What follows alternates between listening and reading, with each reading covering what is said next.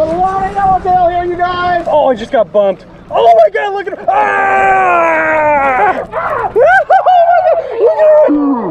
Holy shit! Oh my God!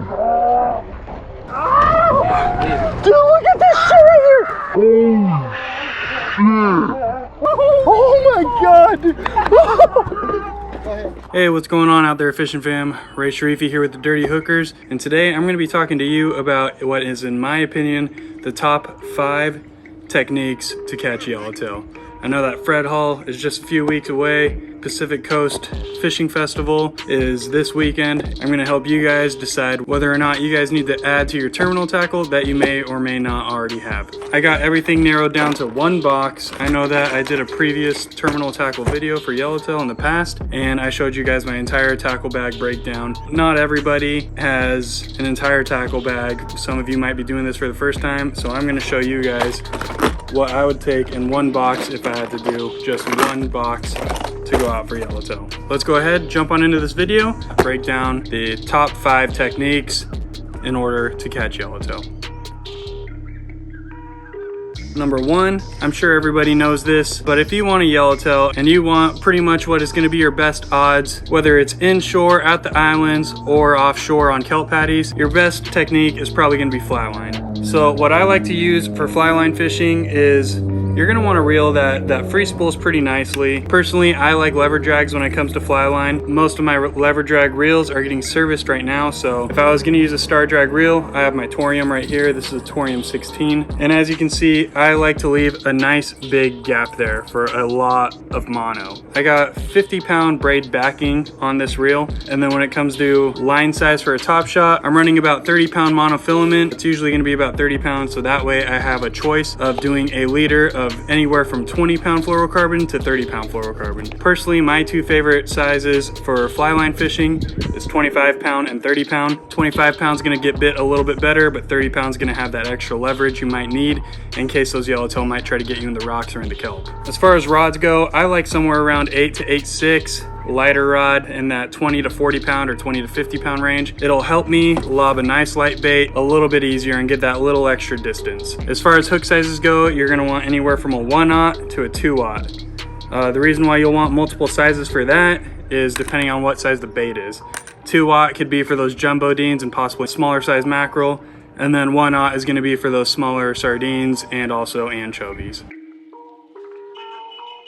Number 2, another good technique is going to be yo-yo fishing. When you're going for yellowtail, you never know whether they're going to be on the surface and reacting to surface bites or down below. But if they're down below, you're going to want something that's going to be pretty effective getting down there. And you're going to want something that's going to get you a nice reaction bite. For yo-yo jigs, personally, if I'm fishing yo-yo, I'm just going to go ahead and go full size. I like the Taddy 4.0 or even the Salis 7X. As far as yellowtail fishing goes, these are my 2 favorite colors, the scrambled egg and the blue and white.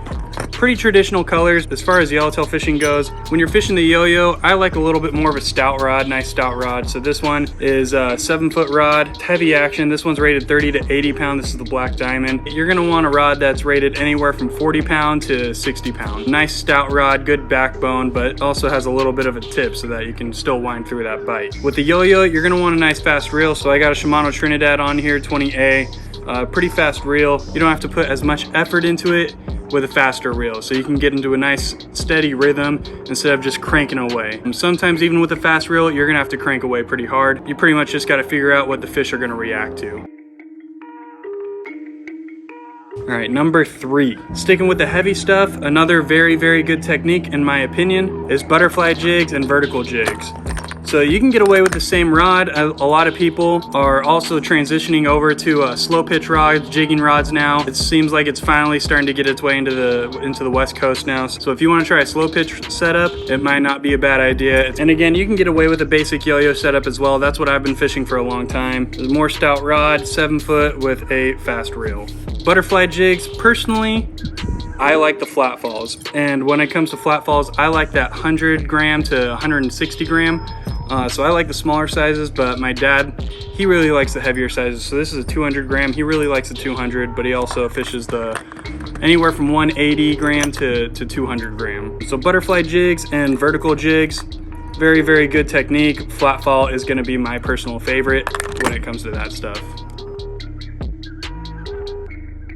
All right, number 4. This is where it starts getting into that more visual fishing, more fun fishing, what everybody wants to do. This is pretty good technique in my opinion. It's got a lot of action. It's gonna trigger quite a few bites, especially when you're coming into it like really good boils. This is gonna be pretty effective. And what I'm talking about is stick baits, whether they're jerk baits, lipped stick baits, or even lipless stick baits. So these are both the Colt Snipers. This is a Shimano Colt Sniper stick bait, and this is a Shimano Colt Sniper jerk bait. These are the two sizes I like. This is the 140 and this is the 170.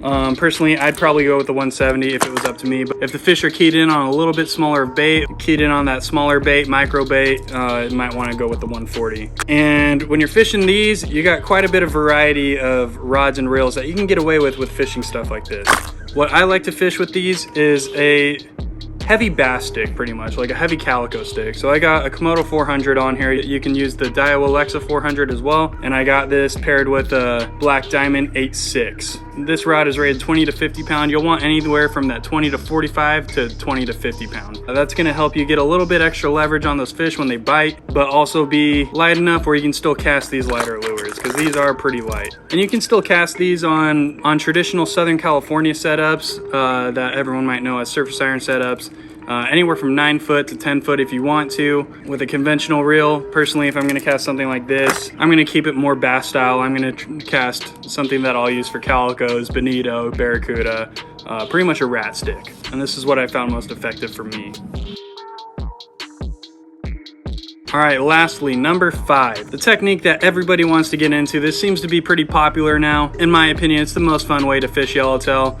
Very, very visual fishing. Try to hit the target, wind into them, a lot of fun. And that's gonna be surface iron fishing. And there's quite a few surface irons that I feel are essential to have in the box. So you need at least 3 in my opinion. Something small and erratic for a reaction bite, something with a slower retrieve and a little bit slower of action for that more finesse bite, and something a little bit heavier that can get out there a little bit further and be able to cast through the wind on choppy conditions. So the more smaller and reactive bite, I like the PSW-C and mint.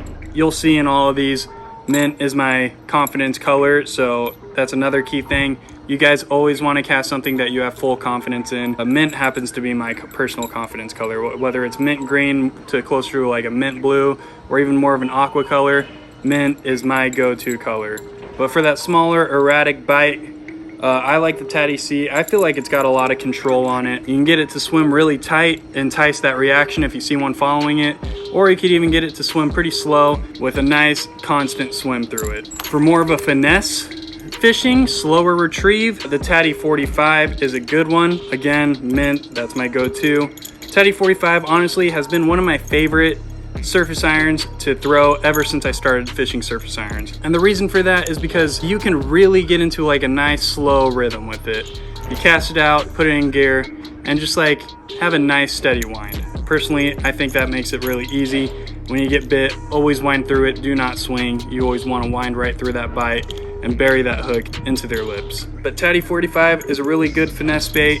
You can fish it fast or you can fish it slow, so it's pretty universal in my opinion, and that's my go-to for finesse. And as far as a heavy jig that can cast through the wind really well and wind in really fast without coming out of the water, what I would choose is a Salis 7X. Salis 7X is pretty good, especially when it's windy. I really do feel that you really need a nice heavy jig in your box at all times when you're fishing yellowtail, because weather can turn at the flip of a dime. You never know when that wind's gonna pick up, and when it does, you're gonna want something that can cast through the wind. So Salis 7X is what I would go for that. You can really burn it in, trigger those bites, and it's something that I really do feel that you need to keep in your box at all times. And over this last year or so, my new personal favorite jig is this JRI Stinger.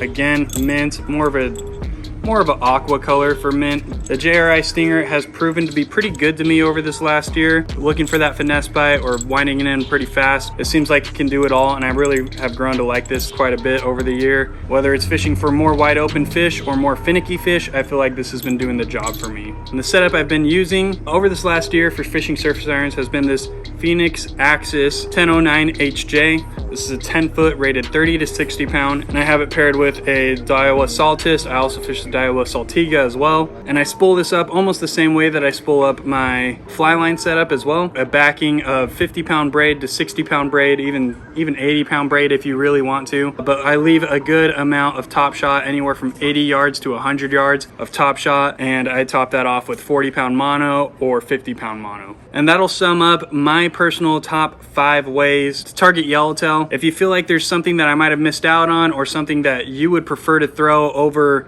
what I've mentioned in today's video, please leave it in the comments below so that other people can read and learn from you, and hopefully I can learn a new strategy or two as well. But that's going to do it for today's video. Good luck to everybody this new season for 2022. Looking forward to this season kicking off. I wish all of you guys the best of luck. As always, please give this video a nice big thumbs up. Subscribe to the channel if you aren't already, and I'll see you guys all next time. Good luck this season.